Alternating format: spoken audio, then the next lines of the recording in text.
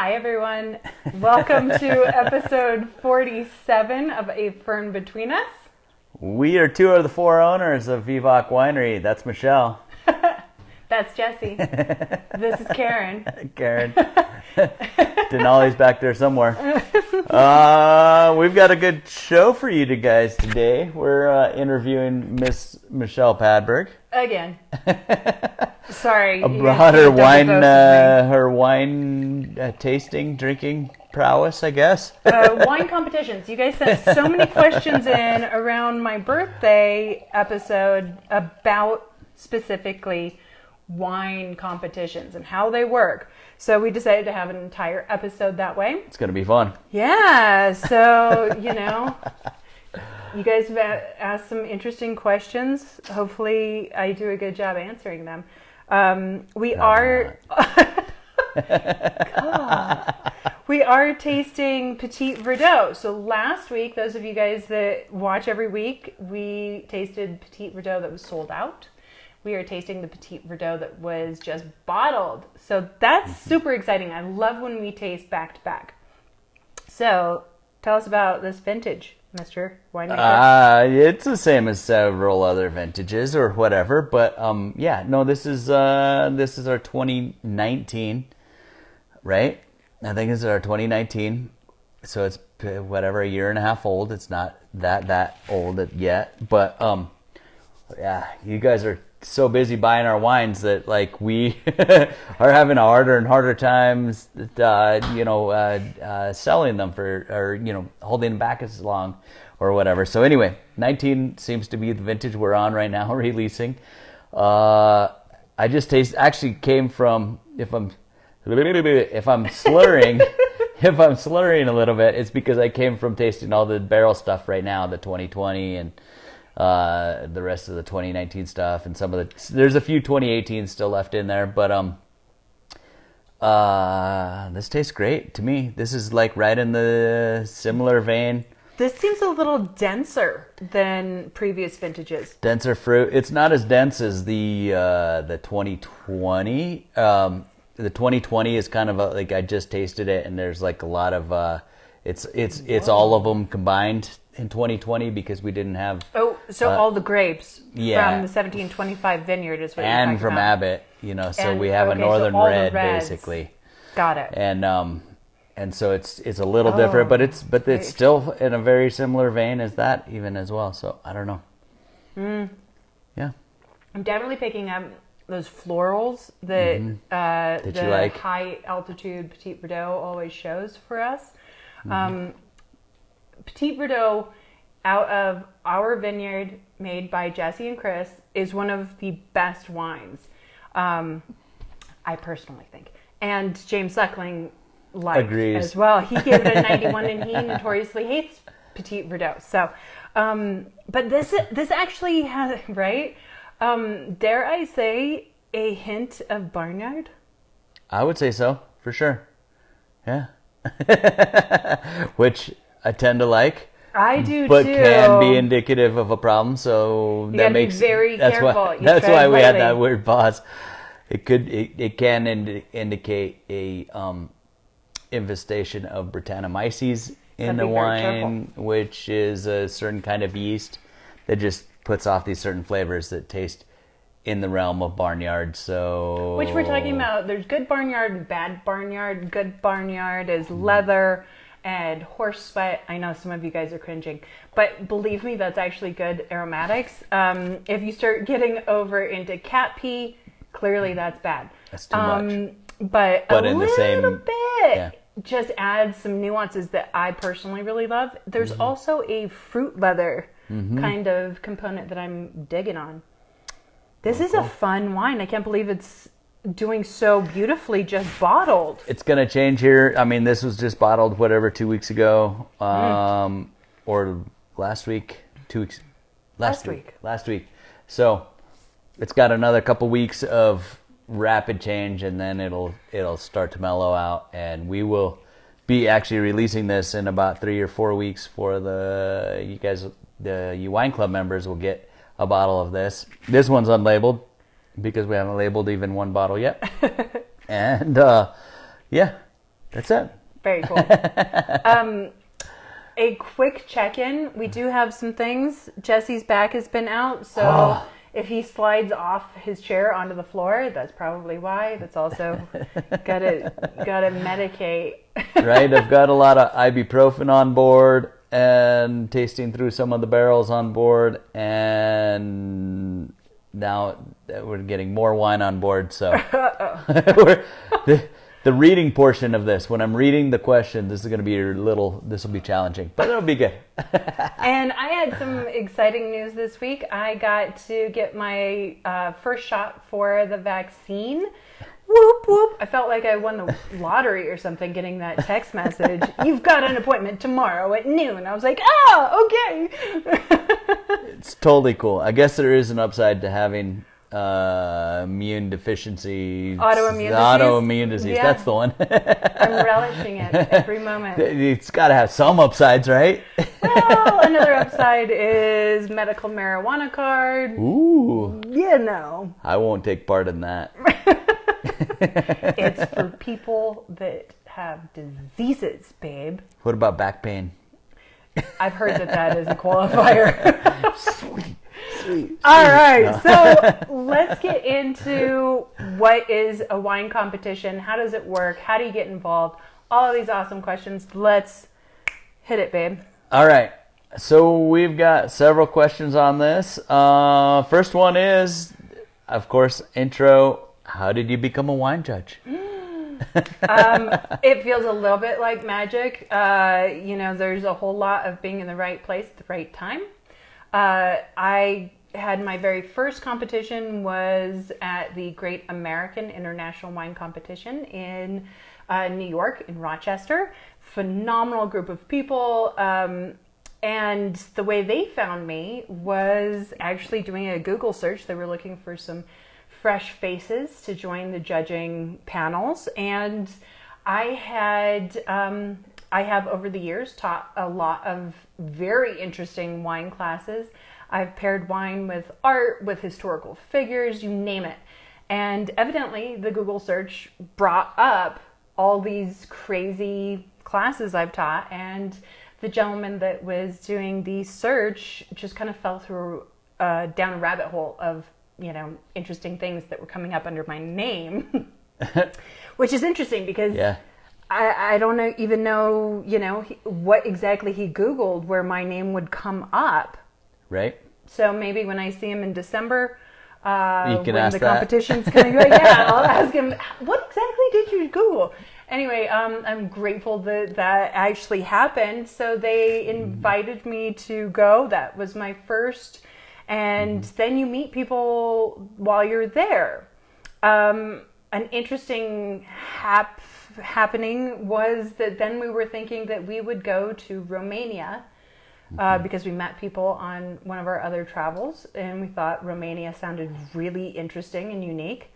And so I reached out to some people from that area, and they said, well, wait, have you talked to Dr. Lubos Barta?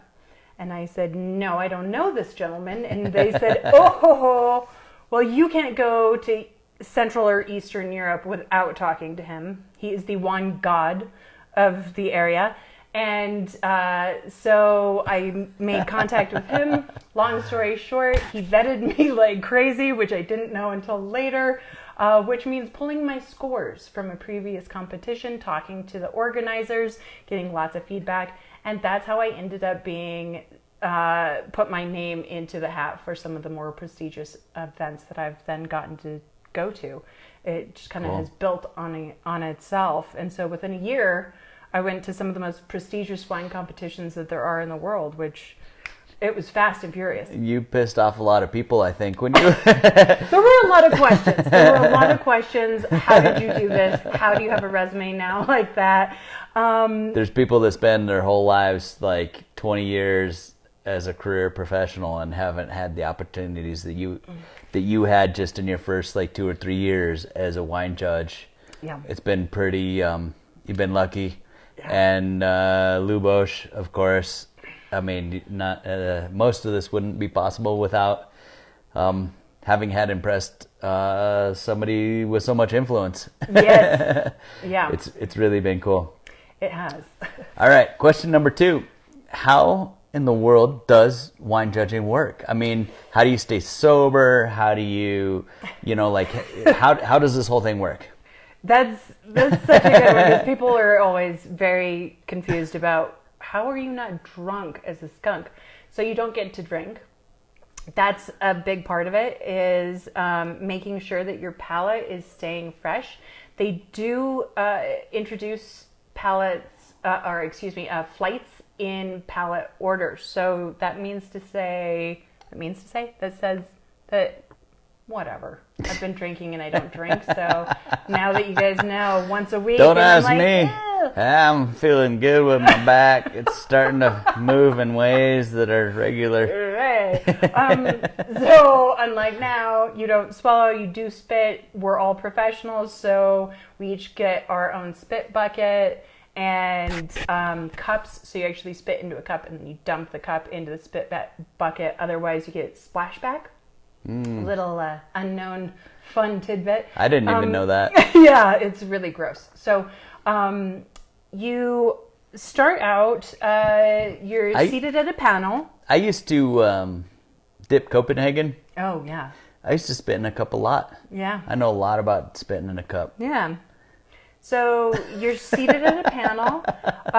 You have your different, though. Yeah, your own light, white light. So white tablecloths, white paper, so that you can really examine the wine, for color, content, and age. You have crackers or bread, various palate cleansers. Sparkling water is a favorite to palate cleanse as well. You get a flight of wines. And they start off the day in a lot of places with a bubbly to reset your palate. So you swish it around. It's a lot of the like weird stuff that you see every once in a while where you look really gross. And then you spit. Because you want all the wine in all the parts of your mouth so that Yes. any sensory whatever can absorb what it will. Exactly. So then you start with dry whites, and they are organizing all the panels. So every single panel is getting different flights. So you might have 14 dry whites in your first... Half a day. No, in your very first flight. Oh, and then you have 3 to 4 flights in your morning session. And they are always getting... bigger bodied, sweeter as you go on, and then you move on to reds. A lot of the more rule-oriented, structured competitions will actually do a white and then a red, and then palate cleanser, and then white and then red, and then palate cleanser, which is kind of wakes up your palate, which is really nice. Again, you're not sipping any of it.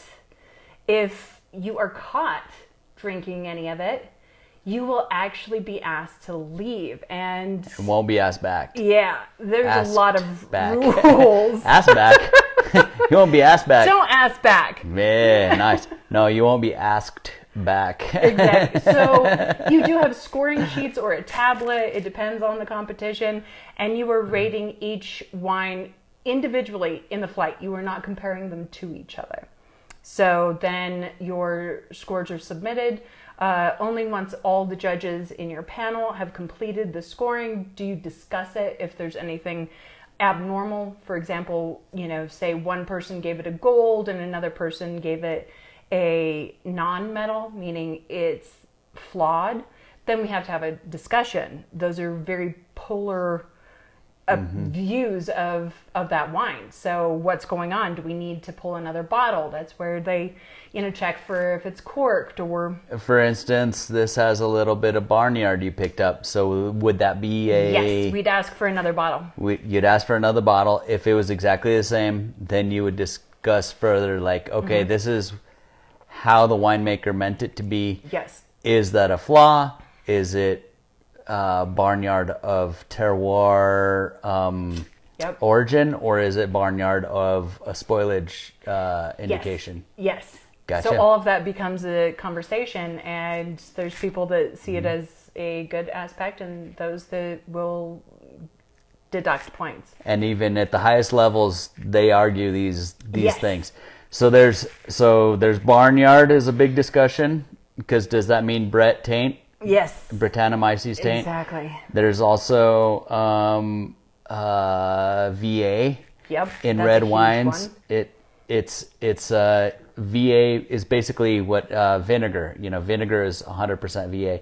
So if your wine, all wine has some amount of VA. Everyone is more sensitive or less sensitive to any one And it can flavor add structure, profile, it can right? add interest. And it definitely does. I mean, it makes a wine better Until it makes it bad. until it makes it bad, and everyone's sensory is different, and and regions have their own tolerance. Yes. Yeah, that's a super interesting component. And so, you may get deducted points, and you might not even realize that the VA is coming through that hard on your own wine, or that there's another flaw. In some competitions, we actually make notes and send those notes back to the winemaker. Most of them do not. So, you're kind of... Interesting. Yeah. All right. On to the next question. How do you prepare for wine competition? Is there a ritual each morning? And rules and knowing your body. Like, what does that mean? Yeah. So each judge needs to have their own way to get ready. So the point being that you can't smell like anything. So if you are a person that has a lot of body aroma, then you need to shower that morning for sure. You also need to pick a deodorant that is not highly aromatic. That's extremely important. You need to have hair products that are not aromatic. Actually, Makeup? Yeah, makeup. No lipstick. Nope. You will get in big trouble. No. So that's an interesting thing. And at one competition, I only brought hair products that smelled, and I didn't realize that it was in my DOP kit. I just threw the DOP kit in my bag and went. So I didn't have hair product, and the photos, it looks like I didn't have hair product. It's terrible. But so you go through some of that, checking. Is that for you or for your table, or how does... It's for everybody involved. If there are any smells, if somebody thinks that if you have aftershave, people have been asked to leave, they're not invited back. There are very strict rules. If body odor is an issue, you'll be asked to leave, correct the problem, come back. There's those kind of things. There's also what you look like. You need to look very professional and put together. The higher up you go in these competitions, the more serious, the more prestigious, the more you need to dress in a suit jacket and have a certain look when you present as a judge. So that's interesting. But yeah, smells are a huge component. And then making sure that you do high protein to eat in the morning, because you are still absorbing some of that alcohol, but not flavorful. You also can have coffee, but it can't be hot, because you can burn out your sensory, your olfactory. So there's like lukewarm or cold? Lukewarm is the way most of us drink our coffee and eat our food. And it can't be aromatic foods either. So no garlic, nothing pungent. If you come in smelling like garlic, you'll be asked to leave. Pretty much you're going to be asked to leave for a lot of reasons. And does this happen a lot? Or Yeah, I have witnessed people being asked to leave. In every competition? No, the really strict ones, the only have way already to get pre-vetted. Seat, They've pre-vetted you. They know you're not gonna come in like you haven't gotten a seat at the table if you pull if you're some hillbilly doing whatever you want. Exactly. All right. Let's see. Next question: do you get paid to do competitions as a volunteer? I'll volunteer. I mean, well, you did get asked if you wanted to join, and then you purposely got wasted so that the next morning you couldn't. I vaguely remember that, but how did that go? I was doing a competition in a small area of the Czech Republic. Really wonderful competition, but small enough that should another judge that had been asked to join not be able to make it, there might be room for a fill-in seat. And Jesse being a winemaker, and my husband, and by such friends with Luboš as well, Luboš was willing to take a gamble. And possibly place him at a seat, but also he would say, Jesse, you have to be serious. And I think Jesse was like, I can't be serious. So he couldn't. Self-sabotaged? Self-sabotaged, exactly. But what was the question? Do you get paid? Oh, no, I don't get paid. Does anybody ever? But I do get lots of perks. So that's kind of like being paid. Yeah. The big competitions actually fly you there. They put you up. They pay for all of your meals. Give you a goodie bag. Even the small ones do that too, actually. They give you lots of goodies. You always get a goodie bag. You get taken out to extravagant meals at the end of the day, because during the day, again, you're looking for flavorless foods and mild temperatures. So breakfast and lunch are not exciting, but dinners are always extravagant and incredible, with lots of wine, because you were so thirsty after spending all day. Often, if not usually, they'll provide the evening entertainment, right? Oh yeah, for sure.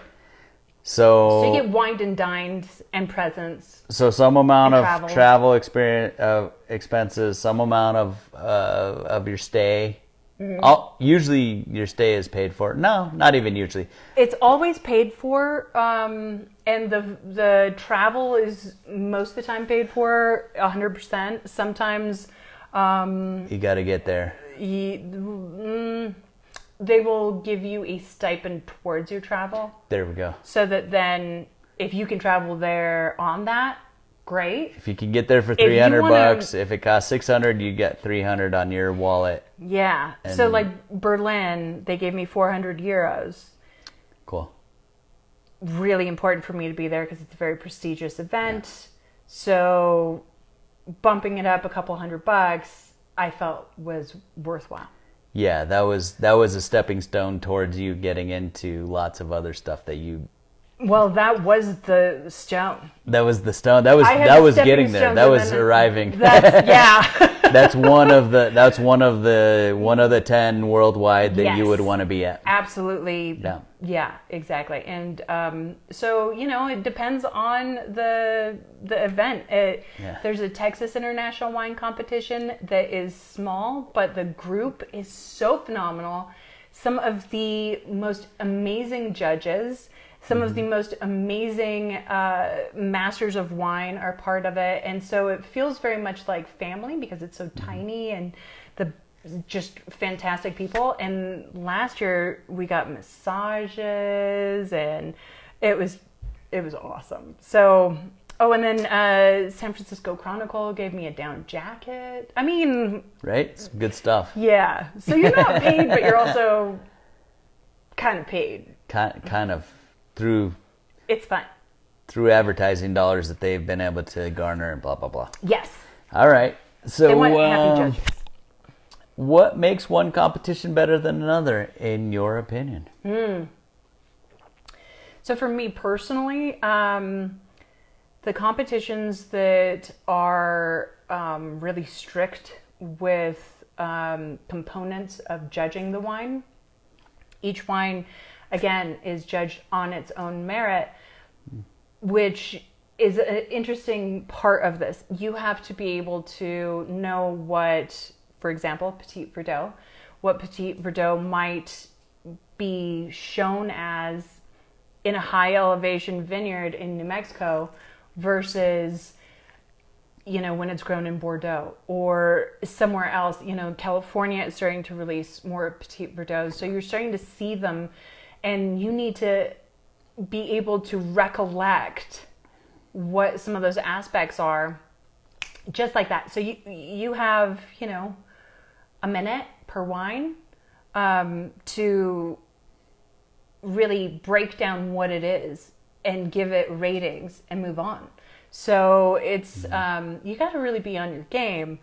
And so the ones where you have a panel of people that are all thinking systematically like that and rocking through the wines, that's really fantastic. There's others that I love because they just dote on you, and the people that are there are really fantastic and so much fun. But then there's also, they're all a little different. And so you learn which ones you really appreciate and which ones you want to return to. And ideally you're invited back. So they do go over your scores. They compare them to other people's scores, not only at your panel, but what's happening. Do you attend the events? Are you friendly? There's a lot of aspects to being invited back. So that's interesting too. And what makes a good competition for for us as a winery? Not only as a judge, but as a winery sending in bottles. So that's an interesting aspect too, and it really depends. It's being a winery in New Mexico, which a lot of people are not familiar with the wines of New Mexico. They might have tasted them, 30 years ago and have a bad idea of what we produce. So being able to put a sticker or a stamp or a, shelf talker with the bottle in a store on your website that says this won an award at an international wine competition really carries some weight. So somebody that is not familiar with New Mexico wines can look at that and say, I feel safe doing that. Willing to take a gamble with my $20 because somebody else official has said something good about this wine. Exactly. Okay. All right. What makes one competition? Okay, yeah.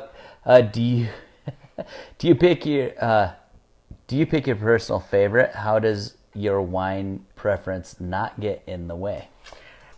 That's actually a big part of what makes a good wine judge, and you will be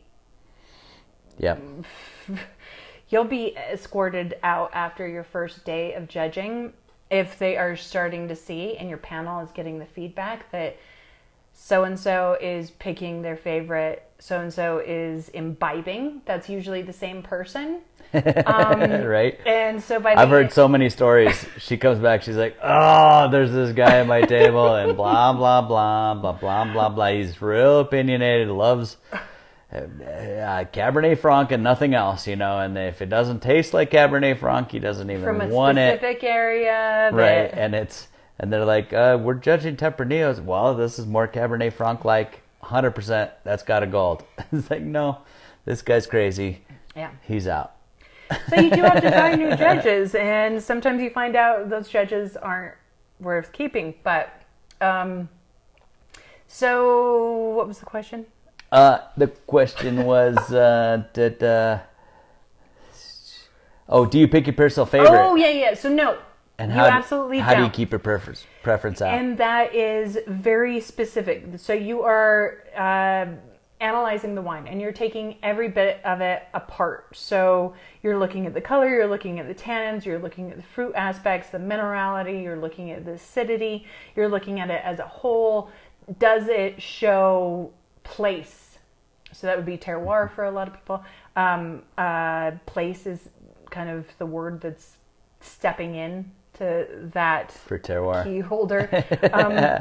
And can this be a perfect expression of that grape? And if it is, then it should be rated such. If it is listed on your information as Cabernet, but it doesn't taste anything like a Cabernet from anywhere, then that's a problem. It should be somewhat Cabernet-ish, at least, right? Yes, yeah, in some form. And there's certain telltale signs that... Cabernet is a tough one because everywhere it grows, it does a decent performance. So it's hard to be like, but there are key this factors. is one of the iterations of a Cabernet. Yeah. But yeah, you guys have to know all that. We do. So you have to know obscure grapes. And if you get a grape that you don't know, you ask the table. And if nobody knows, then you get the head coordinator, who is usually a master of wine, to come over, talk to you about that grape. But you have to have the skill to understand when they give you tasting notes of the typical of that.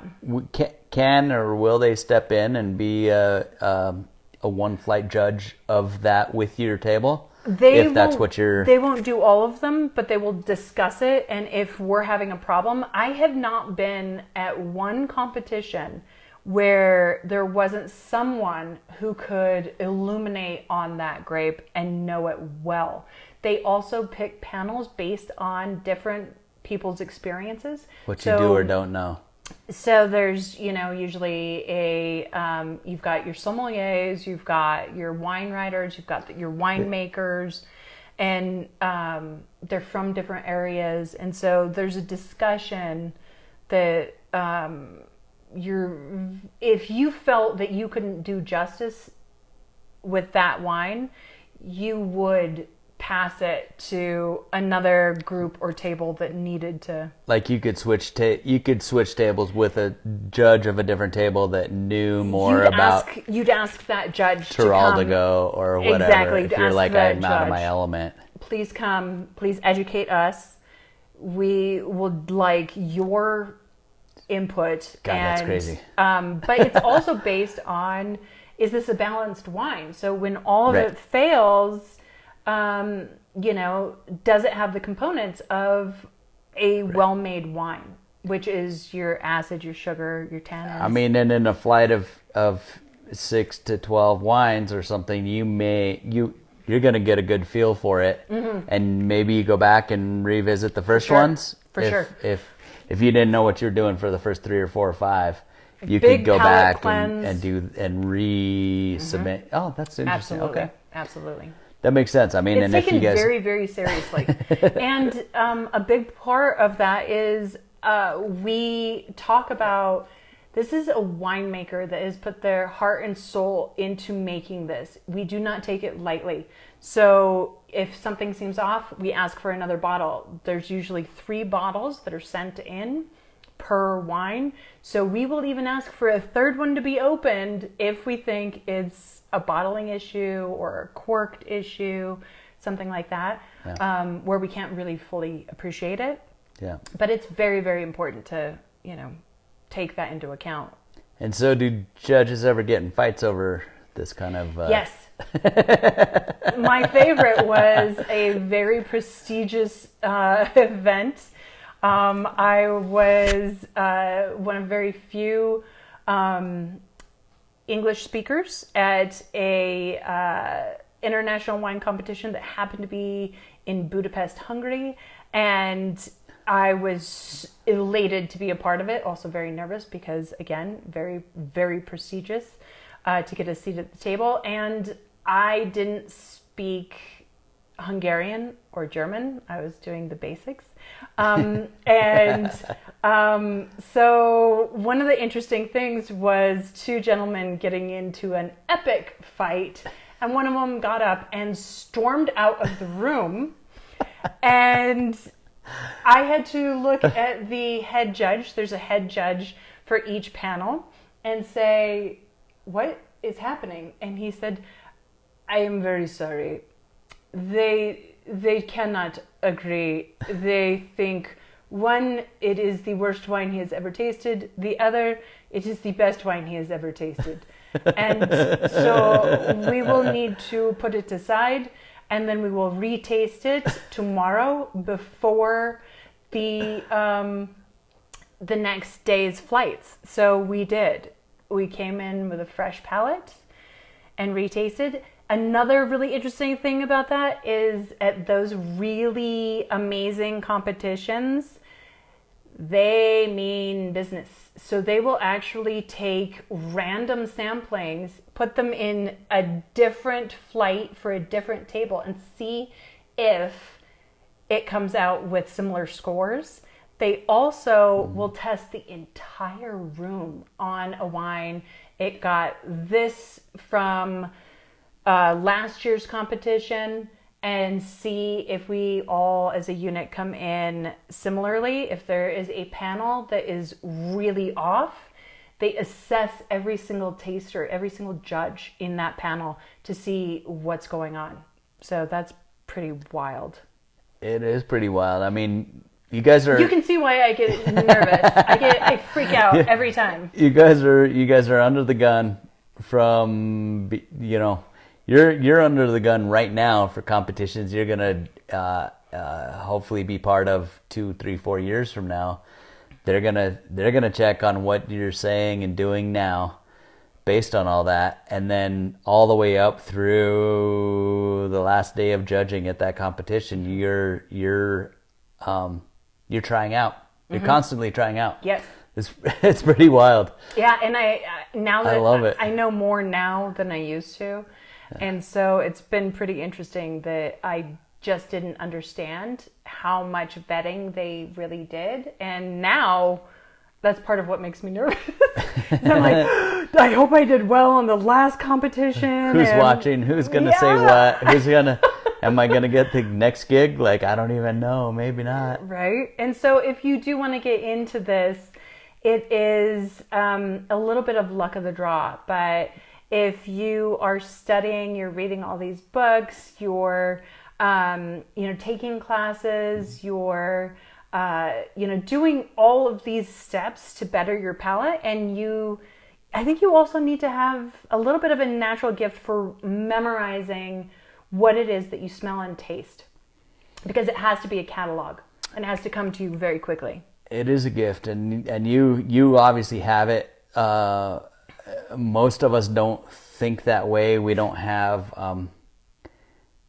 we're not connecting our sensory perception, both wine and flavor wise, which are two of the senses, but in lots of other ways too. But we're not accustomed to connecting that to memories and hardwiring that in as like a memory. Like, this is what, I mean, it floats in and out for most of us. Most of us are like, we'll smell something and be like, oh, I think of my grandma. Oh yeah, blueberry pies. I remember now. Yeah. But like, that's not a hardwired thing for a lot of us. And I think that's what mostly sets you guys apart. You extreme experts in the sensory perception and the ability to vocalize it and come down to it. It's amazing. And that's why you can say, I remember that this Tempranillo from Rioja tastes like this, and this one from Ribera del Duero or maybe New Mexico or whatever, it tastes different in this or that or way. And we like, a lot of us don't do that. Yeah.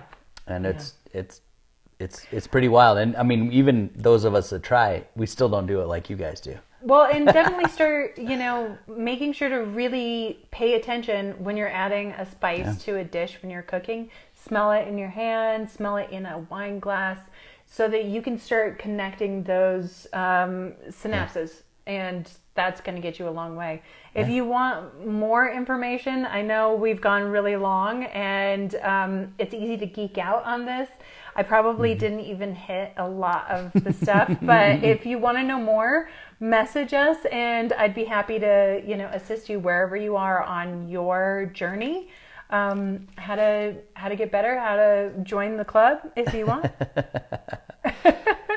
Anyway, guys, thanks again. We'll see you guys next week. Do we know what we're tasting, what we're doing? So I don't know what we're going to taste necessarily, but I think what we're going to do is revisit some of the wacky, weird questions, because we're starting to get a pile up of some really fun, out-of-the-box questions. So we're going to do that. It's the beginning of March, and so maybe we'll revisit rosés, spring.